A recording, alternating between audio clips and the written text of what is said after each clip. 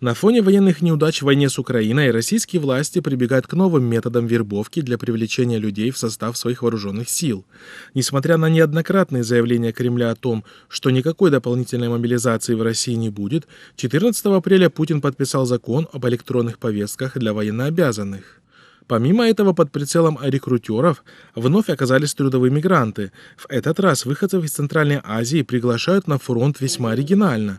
Вербовка мусульман ведется у мечетей, и даже во время молитв вербовщики агитируют прихожан мечетей вступить в ряды вооруженных сил России на контрактной основе.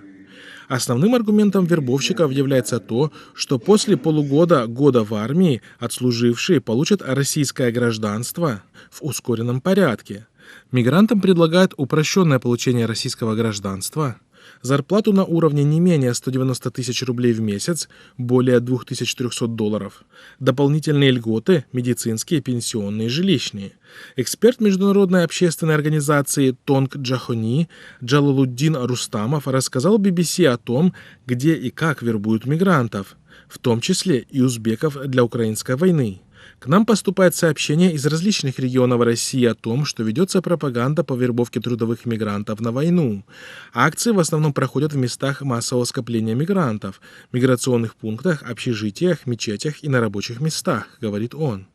Новостной телеграм-канал «Сирена», ссылаясь на сотрудника центра Сахарова, сообщил, что 4 апреля здесь началась вторая волна агитации на контрактную службу в российской армии.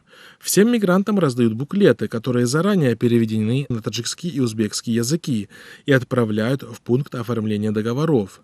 При согласии со стороны приезжего все документы подписываются на месте. Кроме того, в интернете широко распространились фото буклетов, которые раздают в мечетях во время пятничной молитвы.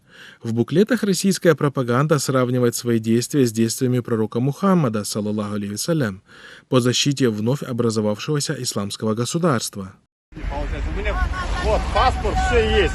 Смотри, вот, смотри. Не закрывай, пожалуйста. Вот. Вам что непонятно? Заграничный паспорт и прописка, все есть. А что держат тогда? Да? Что не отпускают? Да?